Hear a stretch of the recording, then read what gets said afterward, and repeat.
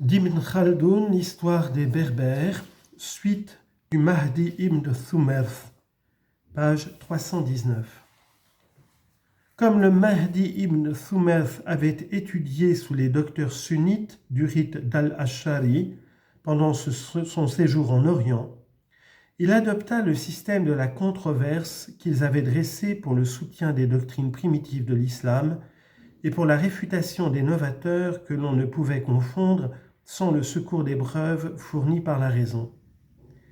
Il admit aussi leur principe d'interpréter allégoriquement certains versets du Coran dont le sens était équivoque, ainsi que certaines traditions concernant les dits et gestes du prophète.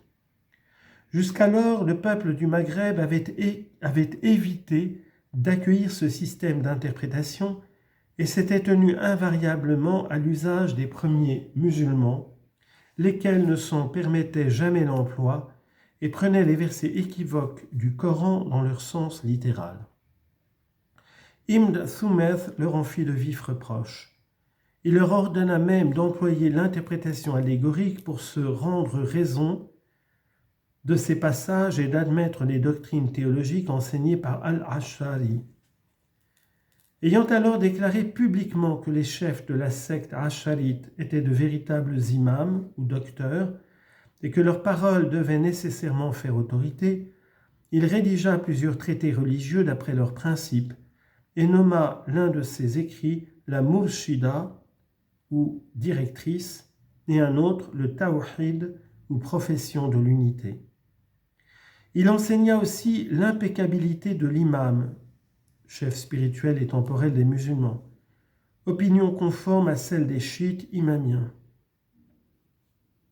Sur cette question, il composa le traité de l'imama que l'on désigna plus tard par le titre Azumayutlab, la chose la plus précieuse que l'on puisse rechercher, mots par lesquels cet écrit commence.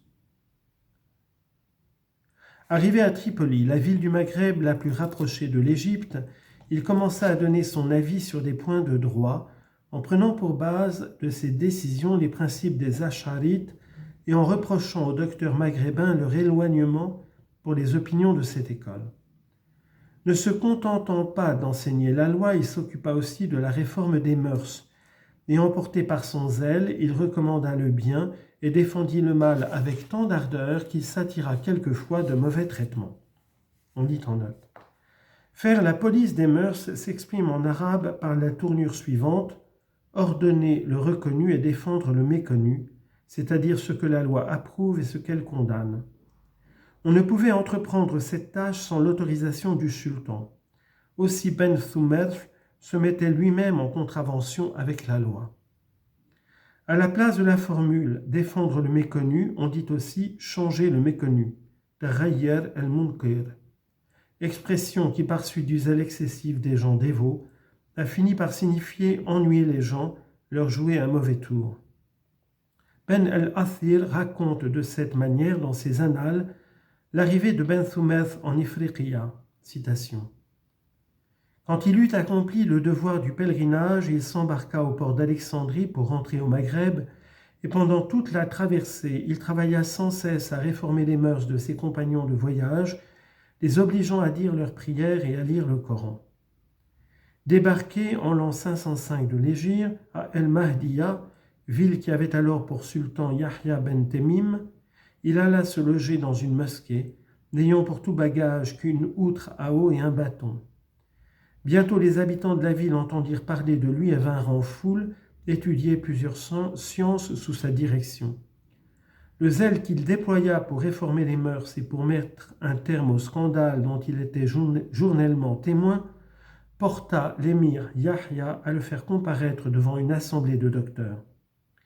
Mais aussitôt que ce prince eut jeté les yeux sur lui et entendu sa justification, il lui témoigna de grands égards et demanda sa bénédiction. D'Al-Mahdiya, Ben Thumerth alla passer quelque temps à Monastir, au milieu d'une communauté d'hommes religieux, et de là, il se rendit à Bougie. Fin de note. Et fin de citation. Ces désagréments, au lieu d'abattre son courage, lui paraissaient comme autant de titres à la faveur de Dieu.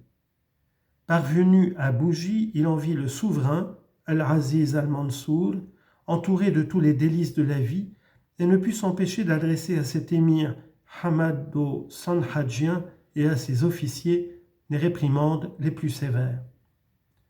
Ayant un jour essayé d'empêcher certaines irrégularités dont il fut scandalisé en parcourant les rues de la ville, on dit en note, il brisa partout les amphores de vin et les instruments de musique. Fin de note. Il excita une grande émeute parmi la populace. Le sultan en éprouva un tel mécontentement qu'il tint conseil avec ses ministres au sujet de ce réformateur. Celui-ci devina le danger et courut se réfugier à Mellala, endroit situé à un parasange de Bougie. Les Banu Uryagoul, puissante tribu sanhadjienne qui occupait cette localité, le prirent sous leur protection et préférèrent encourir la colère du sultan que de lui livrer leur hôte. Ibn Thumerf passa quelques jours chez eux, s'occupant à leur enseigner la loi divine, et à la fin de chaque leçon, il allait s'asseoir sur une pierre que l'on montre encore aujourd'hui et qui se trouve au bord de la route à peu de distance du village de Mellala. Il y était encore quand il rencontra pour la première fois Abdelmoumen, le même qu'il devait nommer plus tard chef des Almohades. Ce jeune homme allait en pèlerinage avec son oncle, mais il plut tant à Ben Thumeth par son savoir que ce docteur le garda auprès de lui et en fit son élève. Dès lors, Abdelmoumen recueillit avec empressement les enseignements que lui adressa ce savant imam.